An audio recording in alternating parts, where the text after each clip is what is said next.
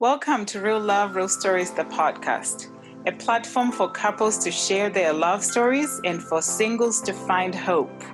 I am Kanu, I'm the host, and you are tuning into episode number 6. And I want to introduce my couple for this episode, my very long-time friends, Visal and Stephanie. Enjoy their love story. Thank you for joining me, Stephanie and Visal. I'm so excited for you guys to be a part of this podcast. I have known you guys and I've been trying to think how long, what year did we meet?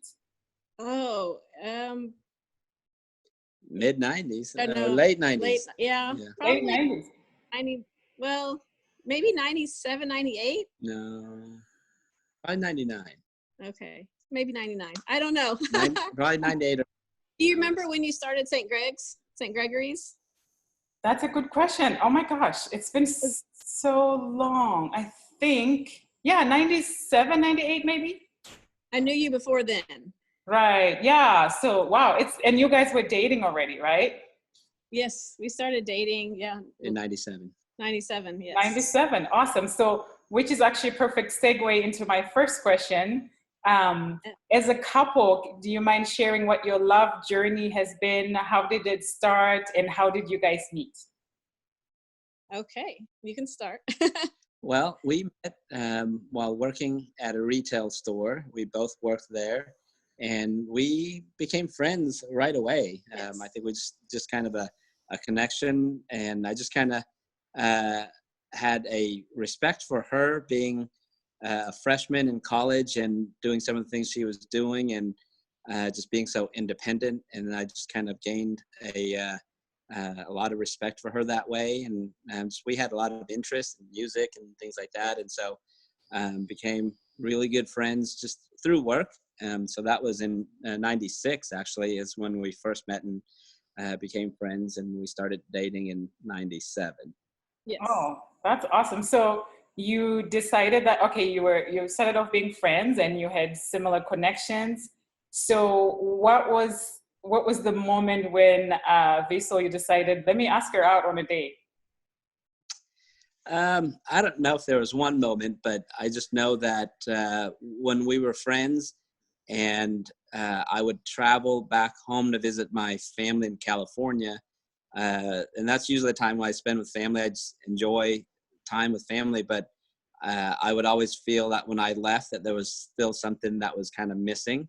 And so, and that was Stephanie. And so, so it was just me being gone away from her kind of made me realize that I wanted to be with her more than just friends. Oh, that's so beautiful. We were just friends, and he went to California for 2 weeks, and I missed him a lot, and I just couldn't wait. And I actually stayed in his apartment while he was gone, and his roommate was gone, so I just stayed there, and I just couldn't wait for him to get back. And so when he got back, I think I knew, that we needed to be together. Oh, that's beautiful. So you started dating, and do you recall what your first date was? Your official date? Oh, no. No, I don't. Because we had hung out for so long that it was just a natural transition to just slowly, I don't even know if we discussed Right. not being friends. I don't know. It was just, we just weren't friends anymore. It was so organic. There was no discussion needed to be had. And we didn't, I don't know. We just never, we didn't have a discussion, and I think we both knew we were on the same page without even having to say. Oh, I love it. We just spent a lot of time together. Yes. So. Yeah. And we just continued in the same path, Yeah, that's beautiful. So then you dated for how long before you decided to get engaged? 5 years. 5 years. 5 years. Okay. So what was the proposal like? We can talk about that. Okay. So we had taken a trip together to Costa Rica, and then he went back to California, and I had been going to California with him usually to see his family, but this time I didn't go because we had been on vacation together, and he went home to see his family, and then he came back, And I remember I was putting some of his stuff away out of his backpack, and I saw this little pouch with, I didn't know what was in it, but I just stopped what I was doing and I put it down. So I was like, well, I'm just going to put this away and move on, because I don't want to get my hopes up if it's something, I'm just not going to think about it anymore. Right. I don't know if it was the next day he proposed, but kind of like the nature of our relationship, it wasn't any big grand. I mean, we were just hanging out and he asked me to marry him. So, a big hidden wedding in the champagne glass or anything like that.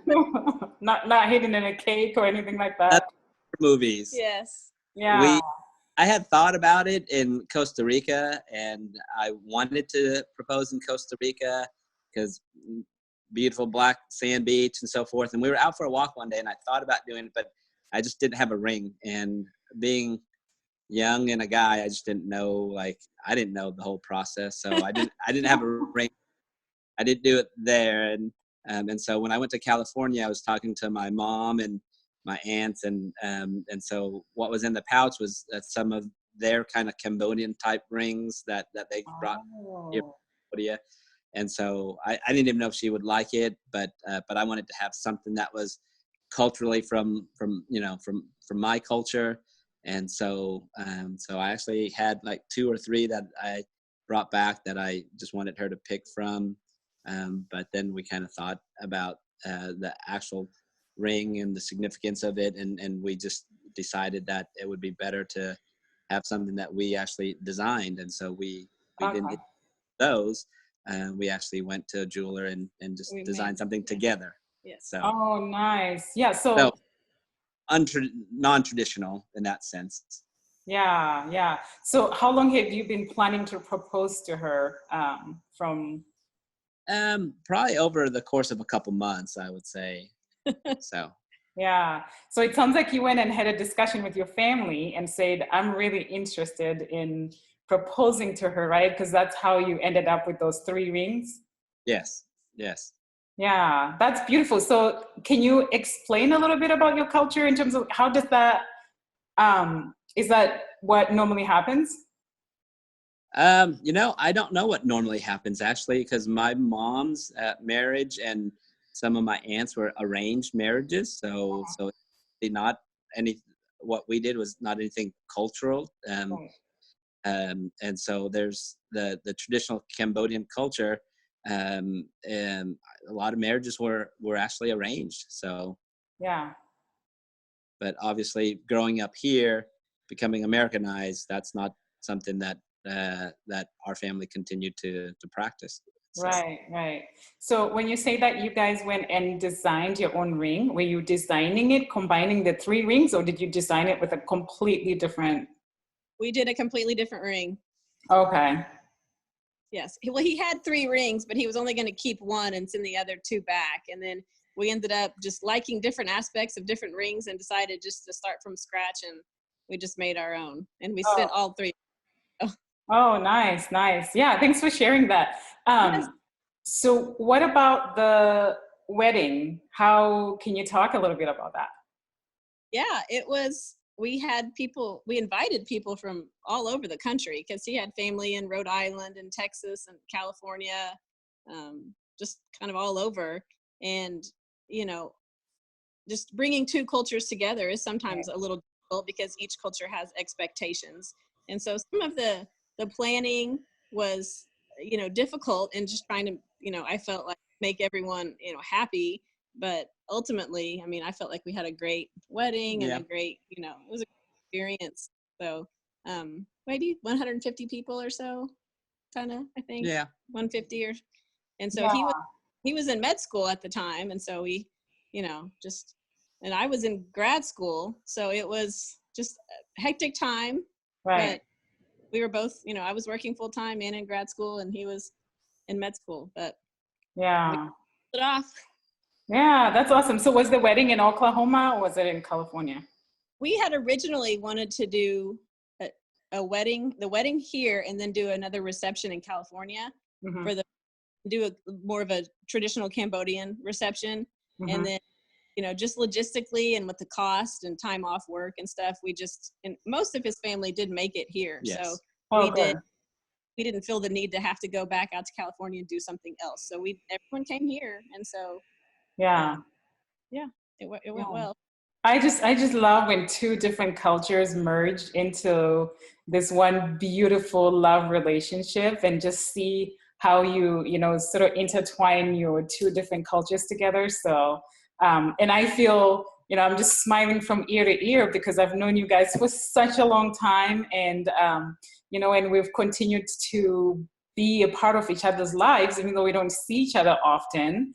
But, I sort of follow you guys on Facebook and see your kids growing up, even though I don't see them all the time. But I feel like, I've kind of been a part of that in a way without actually being present, right? Absolutely. So, yeah. So, what about, do you guys have any terms of endearment for each other? Just typical honey, Yeah. sweetie. Yes. There's names. Yeah. No, I don't think we have anything major. Yeah.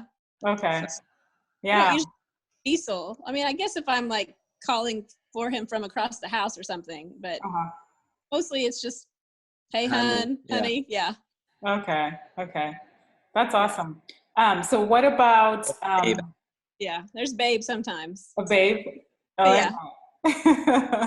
So what about Viso? I'm going to start with you. What one quality or two about Stephanie do you love? I think the biggest thing about Stephanie that I like is loyalty. Like, she is a very loyal person, and if you get to know her and she gets to know you, and I think she is one that everyone can count on, because she's she's loyal. And the other thing I would say is a hard worker. She's a hard worker. So Yeah. those two traits were, I think, the biggest thing that attracted me to her. And so I think, with our group of friends, I think everybody knows that if they need something done, Stephanie to do it. Yeah, that's awesome. Yeah. And I remember that about her too, because, from a working coworker aspect, absolutely. So, yeah. So what about you? I would say so that's kind of at the beginning of our relationship, I think. But now I think the biggest thing that I admire her for is that she is a woman of God. And so she is very grounded and very biblically sound. And I think I look up to her because she kind of keeps our family focused on God, and putting God ahead of ourselves, which is kind of what we've been taught in our church. And I think that's made our family closer, and it's given us a stronger relationship. So I think some of the things that I look back 20 something years ago that I admire about her are still there, but then other qualities kind of come up too. Yeah, that's awesome. So, I was recently in Oklahoma with my sister being in the ICU. Yes. Stephanie came after, I think you guys had gone somewhere and came back, and she came and said a prayer in the room with my sister, which meant a lot to me. Then we sat down and caught up for a little bit, but just the idea that you took time to come in and say a prayer, that meant a lot to me, because I really needed it at that time. So I'm happy to do it. Yeah. So what about you, Stephanie? What are one or two qualities about Visal do you like? I love that, and this is what attracted me to him, and still what I see in him every day, is that he's a friend to everyone. He's always willing to help. It doesn't matter what he's doing. He doesn't ever he's put out or that he has anything else to do. If you need him, he will help you. Yeah. And when I met him in a retail setting, the funny thing is we all worked in our own departments, kind of like, when you and I worked together. Right. And I never knew what department he worked in, because he was always in every department helping out. What department is he in? And so I love that he would never say, well, let me get somebody that works in that department to help you. He would and do whatever he could to help anyone. And he does that with our friends, with our kids, with me, and with his patients. I mean, it doesn't matter. He's always willing to, even when I wish he wouldn't, you know. Right. I was actually going to comment to and say, how fitting is that you're a person who loves to help others, and now you're actually helping others in sometimes the most difficult time of your life when you're dealing with some health issues, right? So, And you know, I also feel, you know, biblically, I feel like he really keeps our family together, and he leads. You know, the Bible says that the man is the head of the house, and as being an independent woman, sometimes you don't want to think that you are, you know, second behind your husband. You want to feel like you're co-leaders in that. But I feel like he just leads all really well, and I never feel like he tries to, you know, be the boss. It's always a give and take, and you know, we decide things together. And so I feel like, you know, we can honor God with our marriage and with our family. oh yeah, you The way complement he leads. each other. Yeah, that's beautiful. Yeah, no, you know, as a single person, this is my hope too, that if I ever, when I do meet the guy and get married, that we'll be of the same faith. Because Yes. my ex-husband was not of the same faith, and there's a lot of struggles that come with that when you don't have the Right. same. Right? So, Two cultures is easier than combining two faiths. Yes. right, yes, absolutely. I could name a lot more, because I feel like, you know, he's I don't think anyone meets him and can think a bad thing about him. So Yeah, yeah, that's awesome.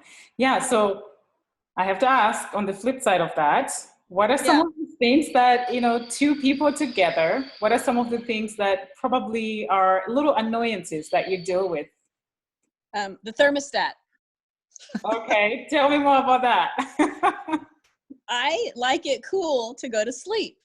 I don't need it cool all day. I just like it cool at night. And he doesn't. He thinks that you need to wear as little as possible and use the sheet and turn on a fan and you're good. But I think you need to have blankets and cover up and be snuggled. So it has to be cool so you can do that, right? Yes. He does. So we are constantly in a battle of, I'm turning it down, he's turning, I'm turning the air conditioning down, and he's turning it up. And yes. Yeah. She's a woman of comfort. I'm a man of practicality. Yes. He wants to keep the air, you know, not turn the air on a lot. And at night, I want to be nice and cool when I sleep. So, Right. You're like me, Stephanie. I keep my house at 65 when I go to sleep. ooh, yes, Oh that my goodness. sounds, I'll come hang. And I Yeah. love to have covers on me. I want my face to be cold, Oh, but me too. yep. So at 65 degrees, I'm happy. That's, we agree on 69, and he's got a fur blanket on top of all the other blankets. I tell her if she's in Cambodia, she wouldn't be having the air conditioning. So Yeah. she'll be glad 75. Right. What about you, Visal? We view money maybe a little bit differently. She is one that will, if she wants something, she knows what she wants. She'll go out and get it. Yes. And I will do my research to make sure we get the best deal. price, and I'm make impatient. sure that we kind of spend our money the way we need to spend it. Yes. Right. So, I do appreciate, because I'm impatient and I don't feel like I want to buy a whole lot, but when I want to buy something, Yeah. I'm ready to get it, and let's move on down the road and, you know, make our purchase. And when he's like, well, let's spend a few days researching the best price and go. So I do, you know, I don't know if it's that we're a good mix. He's good for me in that area, because I'm ready to close the deal. Yeah. So where do you find the time? You're a doctor and you're a dad. Where do you find the time to research for stuff? at night when everyone's Yes. asleep. We're night out. We're till 12, 1 o'clock in the morning. Yeah. No, that's great. It sounds like you balance each other off, which is good. What would you tell people like me who are single and looking? What advice would you have for us in terms of, like, you know, finding that right partner? Well, to me, it seems like, you know, you're on the right path with your life. You're an independent woman. You're beautiful. It just seems like God is preparing your heart for the partner that He wants you to be, or, you know, and to have. He's preparing your partner for you and you for your partner. And it just seems like, you know, continue to develop those things in yourself that you feel like maybe you should work on, and you know those. And if you continue to do that, I just feel like the right person's going to come in and you're going to complete each other. As corny as that sounds, I do feel like you know, when you do life together, you just have to have a good balance, and you lean on each other at different times. And I just feel like you're such a great woman that you would be just a perfect match for someone. We just have to figure out who that is and get that going, you know. and figure out where he's at, right? Yes. Maybe he's in Oklahoma. I was there for a month and a half and I didn't meet him. You know the saying, opposites attract? Yes.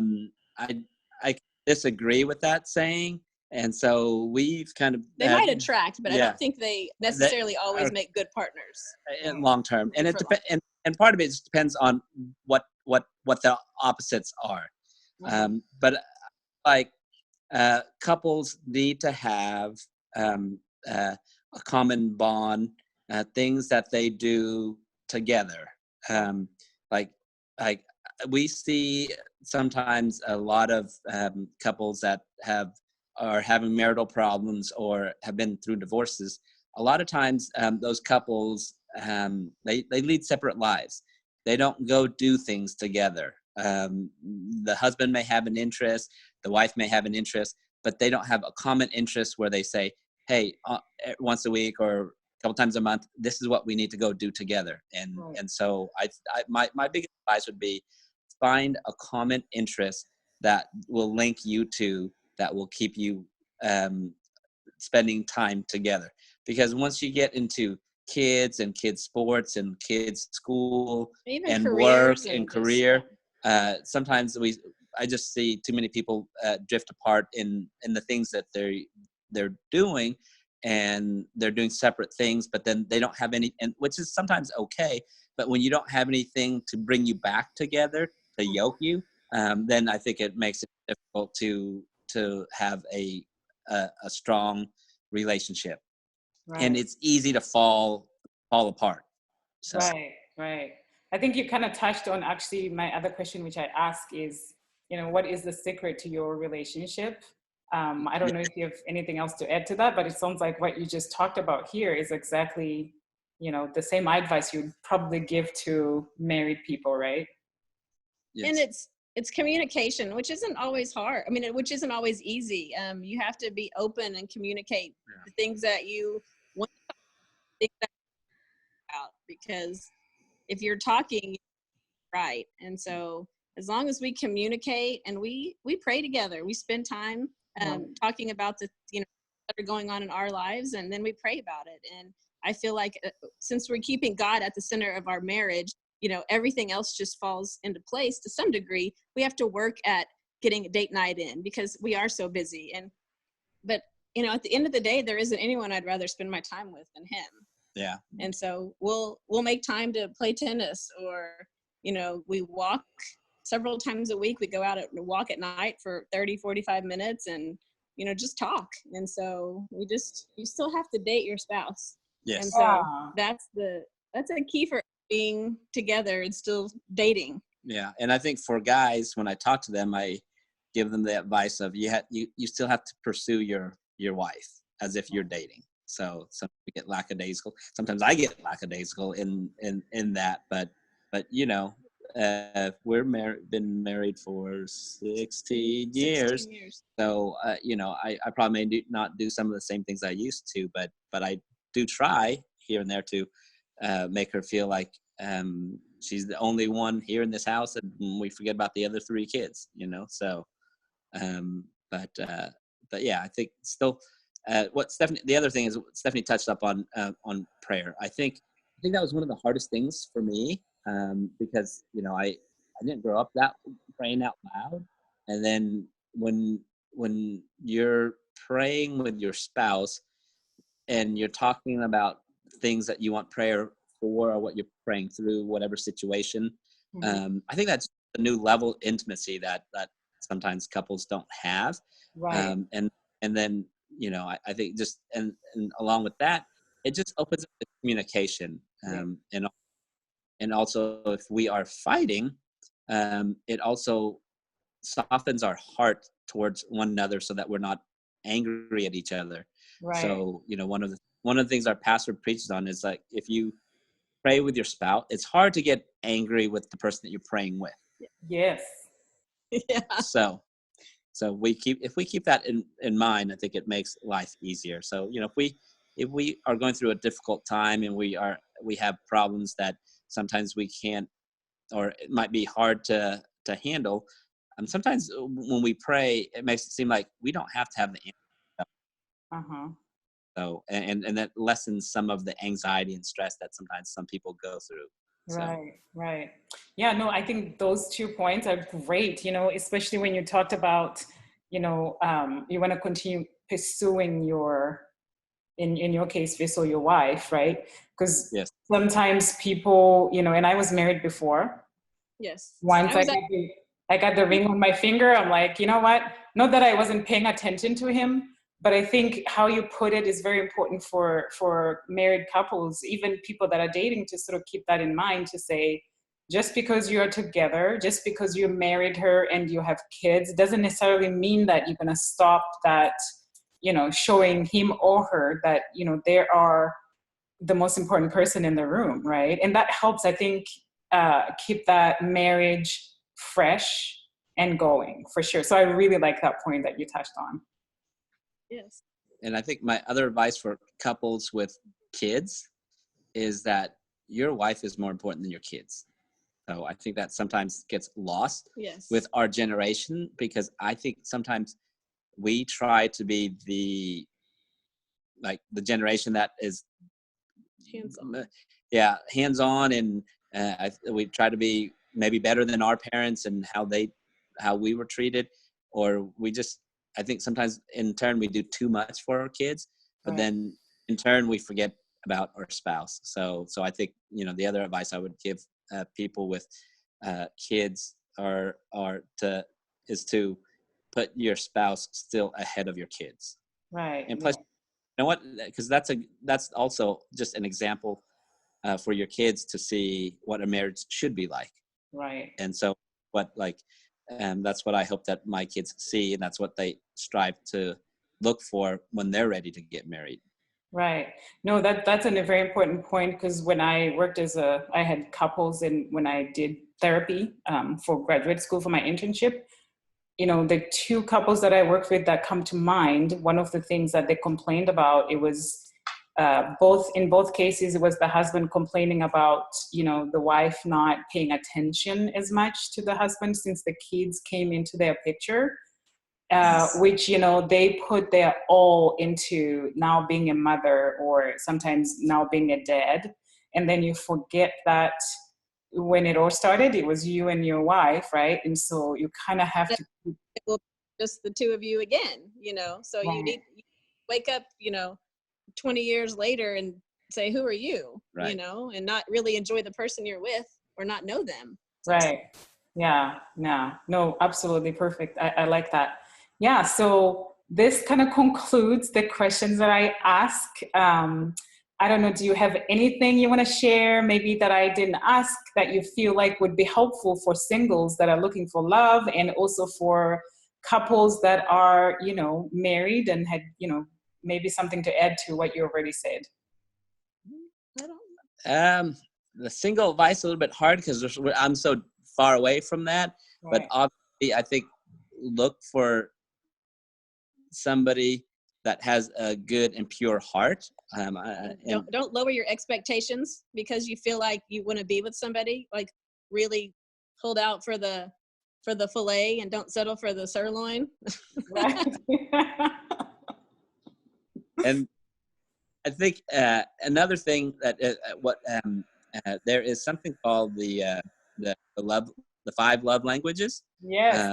And I think just know, and we periodically retake that test just because things change. Yeah. So I think just knowing what your spouse's love language is, and trying to honor them that way and how they want to be loved, and not the way that they need to be loved. So I think that's my other advice is you could, because do that when you're dating. You can do that when you're married. You can do that when you're 30 years married. You can start at any So, time. Yeah, So, yeah. My guess for you guys, Visal, I think yours is acts of service. And I think for Stephanie is quality time. Am I anywhere close? His is physical touch, which is my lowest.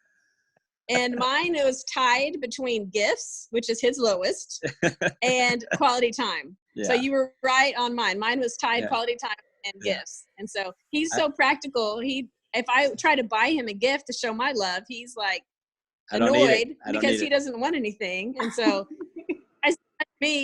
I'm like, just buy me a present. Right. But quality time is up there for both of us. Yes. So definitely. Yeah, no, I absolutely believe in that. The love languages, I absolutely believe in that. Yes. We do too. And so when I first took the test like 15 years ago, quality time wasn't one of my top ones. But I feel like as we've had kids and it's been harder and harder to spend time together, I retook the test like last year or the year before, and all of a sudden, quality time was up there. And so it just, your heart can change because that's harder and harder to come by. So. Yeah, no, I love that so much that I actually, one of my jobs as the program manager in my previous job, I was teaching the 5 languages of appreciation in the workplace. It's the same languages that you talk about, except touch obviously is not there because, that's at work. So I Gary Chapman and Paul White, who did that together, quite familiar with them. And I strongly, actually for couples, even dating, even families, like your kids. Our kids have taken it, so. Yeah, that's great. That makes me smile because I love that very much. Yes. Yeah. Well, I would talk to you both for a long, long time, but I want to take this time to say thank you for taking time to chat with me and share your love story with everyone. And again, I'm smiling from ear to ear, and I'm just so excited that you were able to do that with me today. Yes. Sure. Well, and we hope this helps anyone that listens also. Thank you for tuning in to this week's episode. I hope you enjoyed it. Do you have a love story? Do you know a couple with a love story? Please send me an email, kanukai@gmail.com. And also follow me on Instagram and Facebook, Real Love, Real Stories.